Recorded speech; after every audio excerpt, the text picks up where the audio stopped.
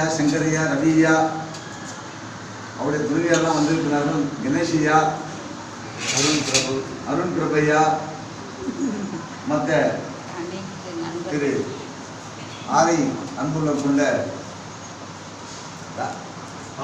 ஆனந்தையா, அவன் துணைவியார் குழந்தைகளாம் வந்திருக்கின்றார்கள். இதில் பெரிய ஒரு சிக்கன் என்னன்னு சொன்னால், எல்லாருக்கும் ஏதோ வேலைகள் இருக்கதா செய்யுது. ஆனால் இருந்தால் கூட ஒரு மாத பூசமோ தைப்பூசமோ தொடர்ந்து உங்களை பார்க்குற ஒரு அந்த பாக்கியத்தை அவர்கள் பெற்றிருக்கின்றார்கள். அப்படிப்பட்ட சிறப்புள்ள கொண்ட அன்புள்ள கொண்டவர். அது மட்டும் இல்லை, அடியனுக்கு ஒரு வேலை கொடுத்து அந்த வேலைக்காக நீங்கள் வச்சுக்கிறீங்க. அந்த வேலையை நான் செஞ்சு கொண்டிருக்கிறேன். அந்த வேலையை நீங்கள் தான் செய்ய வைக்கிறீங்க.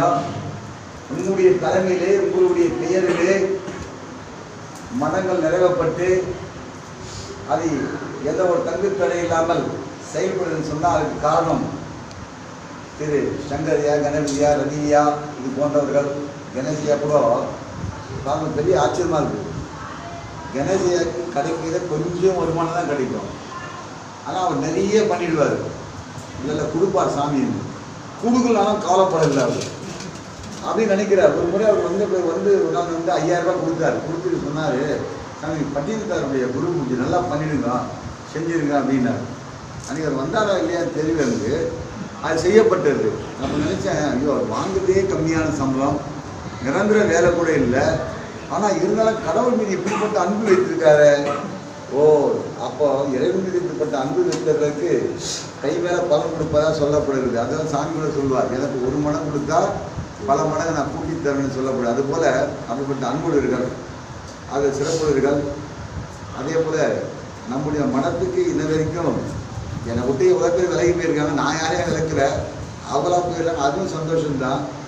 ஆனால் விலகாமல் என் கூட எப்போவுமே எனக்கு துணையாக இருந்து ஆதலாக இருந்து நான் செய்யக்கூடிய அந்த ஆன்மீக பணி, சுத்த சிவ பணி, சன்மார்க்க பணி, இறை பணி, அது என்ன பண்ணலாம் அந்த நேரங்களையும் சொன்னார். அவர் சொன்னார், நீங்கள் வாங்க கண்ணை வர வச்சிருந்தார்.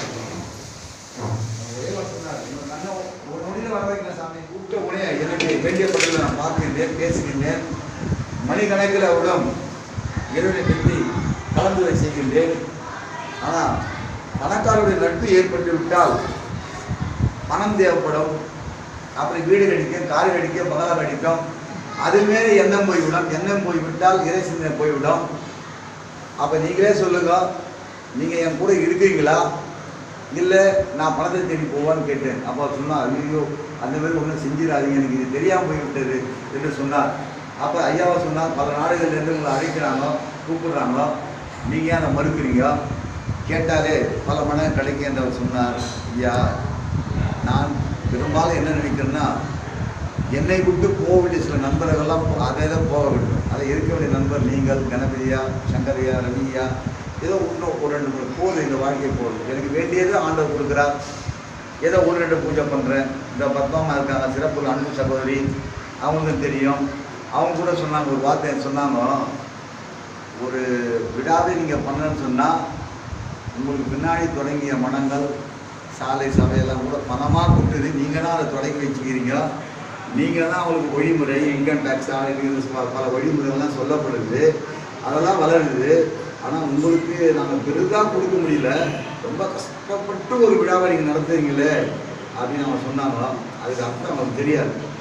உடனே அவங்க என்ன சொன்னாங்க, ஒரு வார்த்தை சொன்னாங்க, நீங்கள் வாங்க, உங்களுக்கு எவ்வளோ காய்கறி வேணுமே நான் வாங்கி தந்துடுறேன் அப்படின்னாங்க.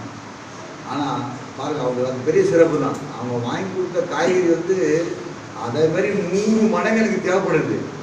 ஆனால் இருந்தாலும் அவங்க வாங்கி கொடுத்த அந்த காய்கறி 1 மடங்கு இருந்தாலும் இதை வச்சு நான் பண்ணிடலாமா அப்படின்ட்டேன். ஏன்னா அவங்க மனநிலை ஏற்பட்டுனல்ல, அவங்க நினைக்கிறேன் இது நம்ம கம்மியாக கொடுக்க நினைக்கக்கூடாது. அவங்களுடைய எண்ணம் அவ்வளோதான் தோன்றுது. ஆனால் எனக்கு எப்படி நீங்கள் வளர்த்துருக்கீங்கன்னா, கடல் போல் மனதை கொடுத்து ஒரு தகுதியான சில பணமோ பொருளை கொடுத்து அதை பண்ணிக்கலாம்னு சொல்லப்படுது. அப்போ அந்த கவலை எனக்கு வந்தது. அப்போ எல்லா கடையில் எப்பவுமே நான் போய் கேட்டதில்லை. இந்த மாதிரி அம்மா சொன்னாங்க, வாங்க நீங்களே கடையில் வந்து கேளுங்க. ஆன்லைனில் போய் கேட்டேன். அப்போ ஆண்ட்ராய்டில் சொன்னேன், இறைவா இது என்ன நாடகம் நடத்துறீங்க, நீங்கள் வழக்கமாக எனக்கு செய்ய வேண்டியவர்கள் செய்யவில்லை, இல்லை என்ன பண்ண போகிறீங்க அப்படின்னு சொல்லி கவலையாக இருந்தது. அப்போது இந்த சகோதரனை சொன்னேன், 2 மூட்டை வெங்காயம் ஆகணும், 1 மூட்டை தான் வாங்குவேன், காசு இல்லை அப்படின்னா. சிலருக்கு காசு, சிலர் ஃப்ரீயாக கொடுத்தாங்க. அப்போ எனக்கு என்ன தோணியதுன்னா, ஓ எவ்வளோ பல மடங்கு இறைவன் கொடுப்பான் என்று அப்படி நினைச்சேன். உடனே சரி அவங்க கொடுப்பதை ஒப்பிட்டு வாங்கி கொண்டு 4 பிரார்த்தனை செஞ்சு விட்டு வந்துவிட்டேன்.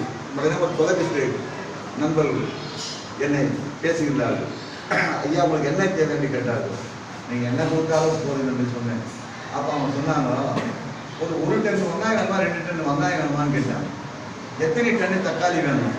நான் சொன்னேன், நீங்கள் 10 டன்னு கொடுத்தா கூட 10 டன்னு சமைச்சு கொடுத்தா நான் வருவேன் அப்படின்னு சொன்னேன். உடனே அவங்க சொன்னாங்க, உடனே நீங்கள் வாங்க, உங்களுக்கு வேண்டியது அனைத்தும் பர்ச்சேஸ் பண்ணி வைக்கப்பட்டு இருக்கிறது. அப்போ ஒரு ஆச்சரியமாக இருந்தது. என்னடா அப்போ ஒரு புது மனித சந்திக்க ஒரு பாக்கியம் நான் பெற்றேன். அதே போல் எனக்கு கண்ணு போன பிறகு துறையில் சில ரகசியத்தை சொன்னார்கள். உங்களை ஒரு அதிசயிக்கக்கூடிய மனிதர்கள் சந்திப்பார்கள், அவங்க உங்களை பார்ப்பார்கள், சில விஷயத்தை அவர் சொல்வார்கள், அதை கேட்டுக்கொள்ளுங்கள், வெளியிட வேண்டாம் என்று சொன்னார்கள். நான் ஒன்று சொல்லி இருக்கேன்னு வச்சிங்களேன். அது 2 வடிவமாக வந்தது, 2 பெண் வடிவமாக, ஒரு ஆண் வடிவமாக வந்தது. ஒன்று இங்கேயே சொல்லப்பட்டது, ஒன்று சென்னையில் சொல்லப்பட்டது. சில குறிப்புகளை அவர் சொன்னார்கள். அதே போல் தொலைபேசியிலே சேகர் ஐயா கூட என்ன அழைத்து கேட்டார். என்ன கேட்டார் சொன்னால், எப்படி கிளம்பெல்லாம் நட்புக்கோ ரொம்ப சொன்ன நட்பு. அவர் சொன்னார், கண்ணு போய் வந்திருக்குன்னா என்ன காரணம் தெரியுமா அப்படின்னு.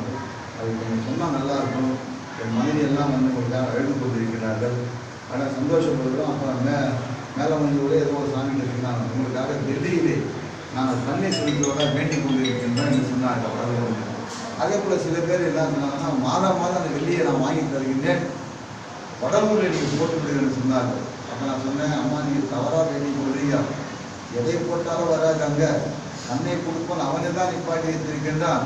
ஆனால் நீங்கள் வேண்டுவதை நான் தடுக்க விரும்பவில்லை, நீங்கள் வேண்டும் போது என்னை கேட்டு வேண்டிக் கொள்ளுகிறோம். நீ மாதம் இது போடலாம், இது ஒரு உள்ள ஆகிவிடும். அவரை நீங்கள் சொல்கிறீங்க வெள்ளத்தை சுற்றி போடுற தண்ணீர் இருக்குங்க, இதெல்லாம் போட்டால் வரோம் அப்படின்னு சொன்னால் அது ஒரு மூட நம்பிக்கையாக இருக்கும். நான் கடவுளை பிள்ளையாக இருக்கேன், கடவுள் பிள்ளையே தான் வாழ்ந்து கொண்டிருக்கிறேன். ஆகினால் அவர் எனக்கு அவருடைய விழாக்களை, அவருடைய அதிசயத்தை, அற்புதத்தை நாம் தெரிந்து கொள்ள வேண்டும். அந்த காலம் நெருங்கி கொண்டிருக்கின்றது, அதை தான் இறைவன் உணர்த்தி கொண்டிருக்கின்றார். ஆகினால நீங்கள் என்ன பண்ணீங்கன்னா, இனிமேல் மாதமான வேண்டாதீங்க, வருஷத்துக்கு ஒரு முறை போடுறாங்க கூட வேண்டிங்க. அது கூட பயமாக இருக்குது. ஏன்னா நீங்கள் வேண்டிய நான் போடலாம் கவலையாக இருக்கும். உடனே அவங்க என்ன பண்ணாங்க, அந்த காசு வெட்டிக்கிட்டு காசுலாம் கொடுத்தாங்க. உடனே நீங்கள் வச்சிருக்கேன், நீங்கள் போடணும், இன்னொன்று சாமி கிட்டே எடுத்திருக்கின்றேன். இதை போக எத்தனையோ அதிசயம் நடக்கின்றது. காரணம், எல்லாரையும் ஈன்றெடுத்த ஒரு தாய் தந்தை வளர்ப்பார்கள். என்னை தாய் தந்தை ஈன்றெடுத்து உங்களிடம் கொடுத்து நீங்கள் தான் வளர்க்குறீங்க, அது ஒன்று. 2வது வந்து, நான் இந்த உலகிலே இன்னைக்கு சமுதாயத்தில் இந்த பணியை கொண்டே சேவை செய்கிறேன்னு சொன்னால் புகழ்ச்சியாக பேசல, உண்மையிலே அதற்காக எத்தனை உயிர் உழைக்கின்றது. நான் ஐயாவுடன் பேசிடுங்க கிணவியிடம், ஐயா எனக்கு இத்தனை மூட்டை அரிசி வேணும்னு கேட்டேன். ஐயா சொன்னார், அது கொடுத்துடா போச்சு அப்படின்ட்டு ஐயா சொன்னார். உடனே சங்கர் எனக்கு பேசி அவர் சொன்னார், அது வந்துடும், நீங்கள் போங்க பார்த்துடலாம் அப்படின்னாரு. பல மடங்கு அவர் கொடுத்துருக்காரு. அதே போல் ரவியிட சொன்னார். ரவியிட சொன்னால், நான் கனவியிட கேட்குறேன். ஐயா சொன்னார், கேட்டு என்ன முடியும்னு சொல்கிறேன் அப்படின்னாரு. அது காரணம் அன்பு பாருங்க. அதாவது என்ன நினைக்கிறாங்கன்னா, அவர் ஒரு வார்த்தை வந்து நினைவைய சொன்னார். ஒரு கருத்து என்ன சொன்னால், இல்லை எல்லாரும் கேட்டால் கூட நம்ம ஐயா கொடுத்துருவோம், கொடுக்கல அவர் மொத்தமாக பர்ச்சேஸ் பண்ணும்போது கொஞ்சம் கம்மியாக வரும். அதான் உண்மை. ஏன்னு சொன்னால், இப்போ நாங்கள் 1 டன் இப்போ 2 டன் அரிசி இங்கே இறங்கியிருக்கேன். இப்போ மொத்தமாக பர்ச்சேஸ் பண்ணும்போது ஒரு 20 மூட்டை எக்ஸஸாக 10 மூட்டை எக்ஸஸாக கிடைக்கும். நம்ம ஒன்று வாங்கி எடுத்தால் அது என்ன ஆகுனா, அந்த அதாவது ஏழைகளுக்கு போய் சேர வேண்டியது கொஞ்சம் குறவாயிடும். அதை போல் எல்லாரும் இந்த மனத்தை வந்து நான் வளர்க்குற எல்லாரும் சேர்ந்து தான் வளர்க்குறாங்க. நான் ஒரு வேலைக்காரன் தான் இருக்கேன். அது உயிர் வந்தால் சாதி ஒப்படைக்கும் ரெடியாக இருக்கேன். அந்த காலம் எதிர்பார்த்துட்டு இருக்கேன். அதே நேரம் என்னிடத்துல தர்ம சிந்தனைகள் குறையக்கூடாது, அது அதிகரிக்கணும் எங்கிருந்து அவங்க நினைக்கிறோம். அதே போல் இந்த மடத்துக்காக உழைத்து கஷ்டப்பட்டு வாழ்ந்து கொண்டிருக்கிற உணவும் இதற்கு பிரிந்தவர்களுக்கும் எல்லாருக்கும் நீங்கள் அருள்பளிக்க வேண்டும். அறிவு குறைவாக இருந்தால் தவறாக தோன்றிவிடும். என்ன தோன்றிவிடுன்னா, அது தானாகவே அதை செஞ்சு கொண்டிருப்பார்கள். அதாவது அதெல்லாம் தான் சாமி நீங்கள் சொல்லுவீங்க, அறிவு குறைவாக கிட்ட பழக்கூடாதுன்னு சொல்லுவீங்க. அதெல்லாம் யாருக்கும் பழக்கவே கிடையாது. இப்போ யாரும் எல்லாம் கூட்டாமல் இருக்கட்டப்பா, அப்போ அது கூட தேவையாக சொன்னார். நீங்கள் கொண்டு பூஜை பண்ணிங்க 10,000 ரூபாய் ஒரு சில விஷயம் கிடைக்கும். இப்போ எல்லாம் கம்மி பண்ணிட்டு வரீங்களே, அதனால உங்களுக்கு நெருக்கடி அதிகமாகுது அப்படின்னு சொன்னார். அது நெருக்கடி சரியாக போயிடும். என்ன பண்ணுறது எல்லாம், அதாவது அந்தந்த காலம் பணம் என்பது ஒரு வாழ்க்கை கிடையாது. நீங்கள் சொல்லுவீங்க சோம செட்டியார் இதே கேட்குற சொல்லுவார் இல்லை என்று. அப்போ சொல்லுவீங்க நீங்கள் அது முடியாது பணக்காரை கொண்டு போகணும், பணம் மட்டும் வாழ்க்கை ஆகிடுமா? நல்ல குணம் தான் வேணும், குணம்னாலும் பணம் வேண்டும். ஆனால் குணத்தோட கூட சில மகான்கள் வாழ்ந்து கொண்டிருக்காங்க. அதனால எனக்கு நிறைய உறவுகள் வேண்டும் நான் விரும்பல. இப்படி இருந்து போதும். இவங்க பிரியாம என் கூட இருந்தால் போய் எல்லாத்தையும் நிறைய சேர்த்துக்கிறேன். அப்புறம் அவங்க போன பேசுவாங்க. நிறைய பேர் என்ன நினைக்கிறாங்கன்னா எல்லாரும் உங்களை விட்டு விலகி போயிட்டோம். போர் தானே சிறப்பு. விலகி போகிற காலம் வந்து அதே விலகி போயிடும். நான் யாரையும் விலகலை. உங்கள்கிட்ட எவ்வளோ 3000 பேர் இருந்தாங்க, கடைசியில் ஒருத்தர் தான் இருந்தாங்க. அதே போல் அதே போல் இயேசு பெருமா கூட எவ்வளோ பேர் இருந்தாங்க, கடைசியில் 12 பேர் தான் தெரிஞ்சினாங்க. அதே போல் நிறைய குடும்பம் இருக்கும். அப்படி தான் என்ன பண்ணோம், சுற்றி பண்ணணும். நான் யாரையும் குற்றம் பண்ணல, யாரையும் பண்ணல. ஆனால் நீங்கள் பண்ணுறீங்க. ஏன்னா அவங்களுக்கு அருள் இருக்கும், என்கிட்ட அருள் இல்லை. என்கிட்ட ஒன்றே ஒன்று இருக்குது, உங்களுக்கு தவிர ஒன்றும் தெரியல. அதனால் உங்களையே காலம் முடிச்சு வாழ்கிறது என்ன இறைவா, எந்த நாளும் எந்த சூழ்நிலும் என்னை கைவிடக்கூடாது. ஒன்று. ரெண்டாவது, என்னையே என்னை சேர்ந்தவரை இந்த உலகத்தாலே மற்ற உலகத்தான் கைவிடக்கூடாது. இதுவும் என்னுடைய கோட்பாடு. ஆகினால பெருமானை என்னுடைய உடம்புல இருக்கிற பொழுதெல்லாம் நீக்கி நல்ல ஆரோக்கியத்தை பலத்தில் தர வேண்டும். அதே போல உங்களுக்காக சன்மார்க்காக உழைக்கின்ற அனுபவம் சிறப்புகள் கொண்ட அனைத்து சன்மார்க்கும் உடம்புல இருக்கிற பொழுதெல்லாம் நீக்கி நல்லாட்சி தர வேண்டும். அதே போல உலகத்தார மற்ற உலகத்தாரும் தர வேண்டும். அதே போல் ஒரு இடத்துல இங்கே ஒரு பாடலில் சொல்லுங்க, அது எனக்கு தெரியாமல் நான் ஒரு பாடலில் பாடியிருக்கேன். நம்மகிட்ட என்ன பாடிருக்கேன்னா, கண்ணு போனான்னா, கால் போனான்னா, கை போனான்னா இந்த அறிவு மட்டும் போகக்கூடாது. ஏன்னா அறிவியை நம்ம தாய் அறிவியை நம்ம. அப்போ நீங்கள் அது எப்போ எனக்கு தெரிஞ்சுன்னா, கண்ணு போய் வந்த பிறகு அந்த பேஜ் எடுக்கிற மாதிரி சொல்லுங்க. அப்படி வேண்டிதான் அது பலிக்கும் அப்படின்னு சொல்லப்படுது. அப்படி வேண்டக்கூடாது. அண்ணன்கிட்ட நீ எதை வேண்டுகின்றாயோ அதுதான் நடக்குன்னு சொல்லப்படுது. அதே நடந்து வச்சுக்கோ. நடந்து அப்புறம் அழுது பொழுது இதை பொண்ணு இன்னைக்கு எல்லா முகத்தையும் இந்த அன்பு முகலை பார்க்குற பாக்கியத்தை ரொம்ப பெருமையாக இருக்குது, சந்தோஷமாக இருக்குது. சாதாரணமாக கண்ணு போயிருந்தால் கூட சில பேர் என்ன நினைப்பாங்க, ஏதோ நினைப்பாங்க. அதுபோல் சில பேர் சொன்னாங்க உங்க கர்மா கர்மா. எனக்குலாம் தெரியும் கர்மாவே பாவம் புண்ணியெல்லாம் எனக்கு கிடையாது. எனக்கு என்ன பாவம் புண்ணியம் இருக்கும்? உன்னிடம் இருக்கு, எனக்கே பாவம் வரும்னு சொன்னால் அப்புறம் உலகத்தாருக்கு எல்லாருக்கும் வந்துடும். அது சாதாரண மனிதர்கள் பேச. நீங்கள் சொல்றீங்க பதி எது, பக்தி எது, பாசம் எது, பாவம் எது, புண்ணியம் எது, கடவுள் எது, எல்லாம் கிடையாது. அதுவே அந்த பொருளையே கடவுளாக மாறுகின்ற போது அந்த பாவம் வந்து சேராது. அதை இப்படி ஒரு கருத்து சொன்னாங்க அவங்க.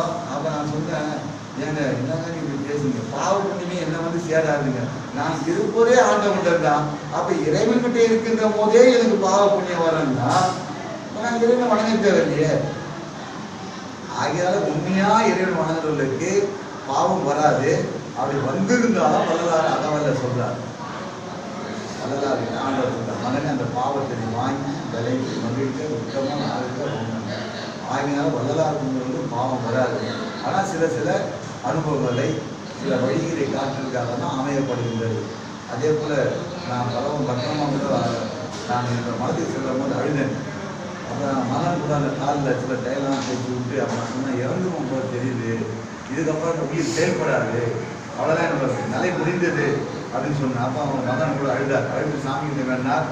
இல்லையா நீங்கள் கவலைப்படாது, மீண்டும் வந்துடும், மண்ணும் வரும், காலம் வரும் சொல்லப்படுது. எனக்கே ஆச்சரியமாக இருக்கு. ஆனால் கவலை இருக்கதான் சரி. 25 வருஷம் சாப்பிட்ட அந்த மூலிகை வேலை செஞ்சதா இல்லையானா அது மேலே ஒரு சக்தியாகப்பட்ட நீங்கள் இருக்குங்க. அது வேலை தான் சொன்னாங்க. என்ன மூலிகை சாப்பிட்டா என்ன சொன்னாங்க, அவன் அருள்னா எதுவுமே நடக்காது, உங்களுக்கு தெரியாதான்னு சொன்னாங்க. அதான் உண்மை. அதுபோல் எல்லாரும் நினைக்கிறோம், எல்லாரும் என்ன நினைக்கிறாங்க, ரொம்ப நான் பக்தியாக இருக்கேன். அப்படிலாம் கிடையாது. சாதாரண